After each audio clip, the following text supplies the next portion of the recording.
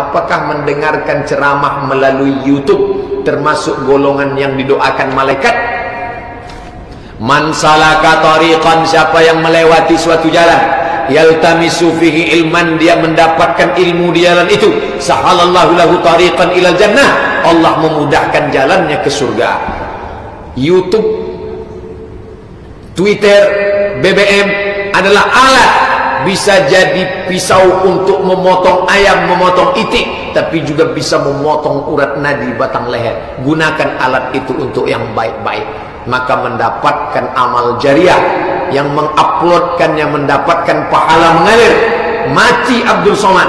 Yang menguploadkan ceramah itu kalau tidak hancur, maka dikopi berapa sudah jamaah. Saya ditelepon jamaah dari pulau-pulau tertinggal, terisolir di Indragiri Hilir. Ustaz Abdul Somad ini, betul, ceramah Ustaz sudah saya download 170 judul, saya masukkan ke CD, saya cetak, saya bagi ke orang di kampung saya. Bayangkan itu, amal jariah yang tetap mengalir. Siapa yang Abdul Somad sekalipun tak pernah menguploadkan ceramah itu, jamaah semua menguploadkan. Maka di akhirat nanti jangan heran Abdul Somad belakangan masuk surga, yang menguploadnya lebih dulu masuk surga, karena mereka amal jariahnya. Abdul Somad cuma sekali ceramah, itu diulang sampai ada khutbah itu yang sudah diputar orang 100.000 kali. 100.000 kali.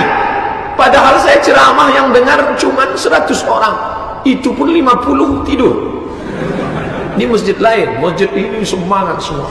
7. Apakah Ustaz pernah bermimpi Nabi Muhammad? Saya tak pernah bermimpi jumpa Nabi Muhammad sallallahu alaihi wasallam. Andai pun jumpa, tak perlu saya ceritakan, karena kalau saya ceritakan maka akan naiklah. Siapa itu? Itu Ustaz Somad yang udah jumpa Nabi itu.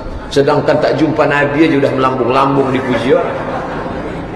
Kalau ada bapak ibu adik-adik berjumpa menimpi Nabi, nampak Nabi, kira-kira setelah mimpi itu makin istiqomahkah, makin rajin bangun malamkah, makin rajin ibadahkah, atau semakin jadi tukang bual ke sana kemari? Aku sudah jumpa Nabi, aku sudah jumpa Nabi, aku sudah jumpa Nabi.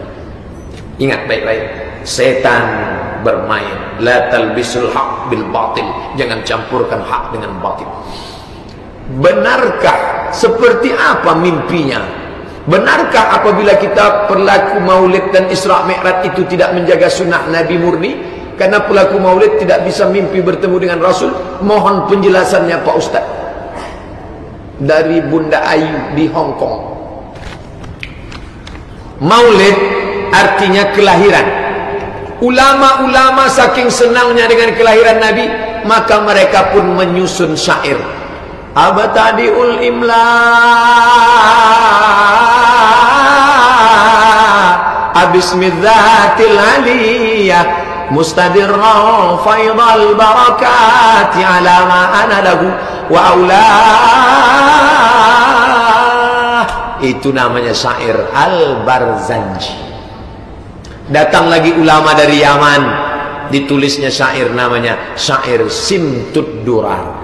Datang lagi ulama dari Arab, menulis syair namanya syair Burdah. Itulah namanya syair maulid. Lalu syair itu dibaca.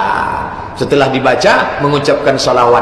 Sallallahu ala Muhammad sallallahu alaihi wasallam marhaba, dan seterusnya. Haramkah melakukan itu? Tengok dalil. Datang sahabat memuji-muji Nabi, namanya Hasan bin Sabit. Seandainya tak boleh, pastilah Nabi marah. Hei Hasan, diam, jangan puji. Tapi Nabi membiarkan. Datang satu sahabat lagi namanya Uqbah, dia memuji Nabi. Nabi bukakan burdah. Burdah itu kain yang ditengkuk. Bapak yang pakai kain ditengkuk, itu namanya burdah. Kalau kain itu ditengkuk, namanya burdah. Kalau kain itu dililitkan di kepala, namanya imamah. Kalau kain itu dilengketkan di kepala, namanya ghutrah. Burdah, imamah, ghutrah. Nabi membuka burdahnya, dikalungkannya ke sahabat. Makanya syair pujian Nabi disebut syair burdah. Burdah, karena Nabi pernah memberikan burdahnya kepada sahabat yang memujinya dengan syair. Tak ada salahnya. Jadi yang suka membaca maulid, syair memuji Nabi, tak salah. Puji-pujian kepada Nabi, mudah-mudahan dengan pujian itu mendapatkan syafaat. Asal jangan ada riya, sombong, rusak